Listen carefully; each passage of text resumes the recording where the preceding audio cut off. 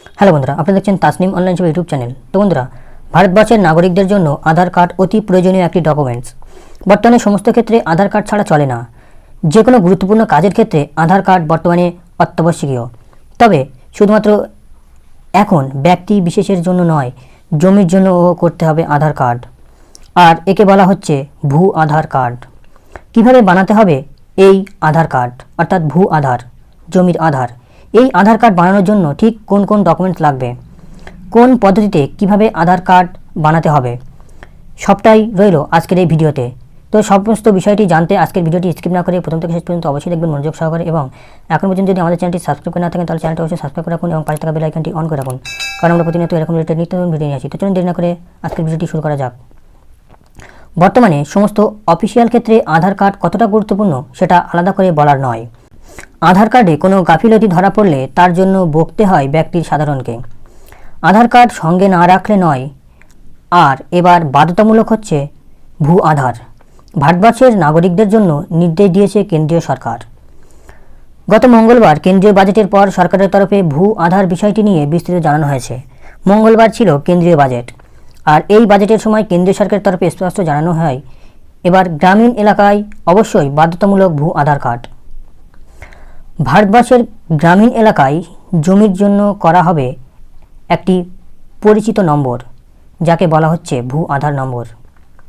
ভারতের সমস্ত ক্ষেত্রে আধুনিকরণের চেষ্টা চালাচ্ছে ভারত সরকার। আর তাই ভূ আধার বিষয়টিকে এত গুরুত্ব দেওয়া হচ্ছে।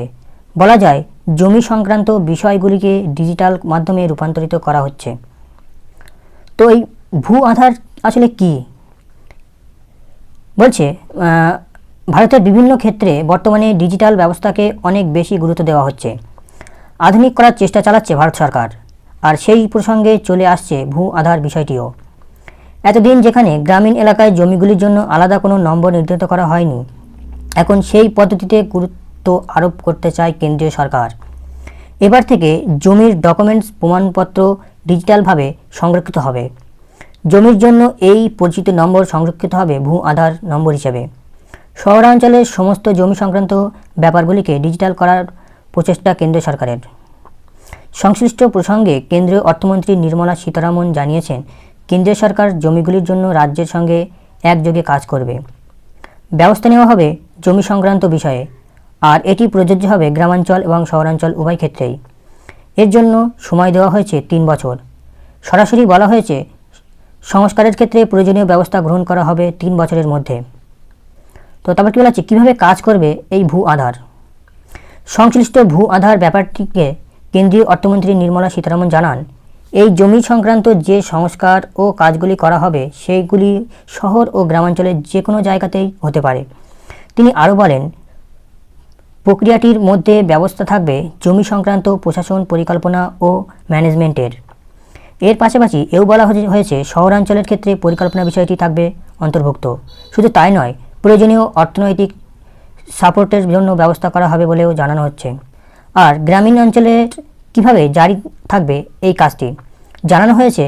গ্রামাঞ্চলের ক্ষেত্রে জমি সংক্রান্ত পদক্ষেপ গ্রহণ করার ক্ষেত্রে জমির ক্ষেত্রে সংযুক্ত থাকবে ইউনিক ল্যান্ড পার্সেল আইডেন্টিফিকেশান নম্বর, অর্থাৎ ইউনিক ল্যান্ড পার্সেল আইডেন্টিফিকেশান নম্বর ULPIN। তো বোঝা যাচ্ছে জমির ক্ষেত্রে একটা নম্বর, আধার নম্বরের মতো একটা আধার নম্বর প্রযোজ্য করা হবে, যেটাকে ভূ আধার নম্বর বলা হচ্ছে। তো জমি সংক্রান্ত ম্যাপগুলি আর নথিতে নয়, সেই সময় নথিকে এবার থেকে ডিজিটাল মাধ্যমে রূপান্তরিত করা হবে। তো বোঝা গেল যে কী করার কথা এখানে বলা হচ্ছে। তারপর বলা হচ্ছে ভূ আধার সাধারণ মানুষকে কি সুবিধা দেবে। এই যে সরকার ভূ আধার, জমির আধার চালু করছে, এই আধার মানুষকে কি সুবিধা দেবে বলছে। ভারতবর্ষের জমিগুলির মালিককে জমিগুলি অর্থাৎ ল্যান্ড রেজিস্ট্রি, এই বিষয়গুলিকে আরও স্পষ্ট করার জন্য জোর দেওয়া হচ্ছে। আর সেই পদক্ষেপের একটি প্রতিফলন হলো ভূ আধার। আর এই পদক্ষেপ বাস্তবায়িত হলে সাধারণ মানুষ অনেকটাই সুবিধা পাবেন বলে ধারণা করা হচ্ছে। সুবিধা হবে কৃষকদেরও, যার দ্বারা কৃষকদের ঋণ পেতে অনেকটাই সুবিধা হবে। জমি সংক্রান্ত বিষয়গুলি ডিজিটালে রূপান্তরিত হলে গোটা প্রসেসটি আধুনিকীকরণ করা সম্ভব হবে। পাশাপাশি জমি সংক্রান্ত কারচুপি বন্ধ হবে। প্রসঙ্গত উল্লেখ করে কেন্দ্রীয় অর্থমন্ত্রী বলেন, মূলত সংস্কারের উপর জোর দিচ্ছে কেন্দ্রীয় সরকার, গুরুত্ব দেওয়া হচ্ছে অর্থনৈতিক পলিসিরও। আর তাই উৎপাদনের সহযোগী উপাদানগুলির পাশে থাকছে কেন্দ্রীয় সরকার। আর তাই গুরুত্ব আরোপ করা হচ্ছে উৎপাদনের উপাদান, জমি, শ্রমিক, মূলধন, প্রযুক্তির মতো বিষয়গুলির ওপর। তার ফলশ্রুতি এই সকল পদক্ষেপ। বিশেষজ্ঞদের মতে এই পদ্ধতি আরম্ভ হয়ে গেলে সারা ভারতবর্ষ উপকৃত হবেন। তো আশা করি সকলে বুঝতে পেরেছেন গোটা বিষয়টি। আর যদি বুঝতে না পারেন আপনারা কমেন্ট করবেন, আমি আপনাদেরকে বিস্তারিত জানিয়ে দেবো। তো বন্ধুরা, এই ছিল আজকে আপডেট। ভিডিওটি ভালো লাগলে ভিডিওকে লাইক দিয়ে বন্ধু বান্ধব আত্মীয় স্বজনের সঙ্গে শেয়ার করে দেবেন এবং ভিডিওটি পর্যন্ত দেখার জন্য ধন্যবাদ। আপনার দিনটি শুভ হোক।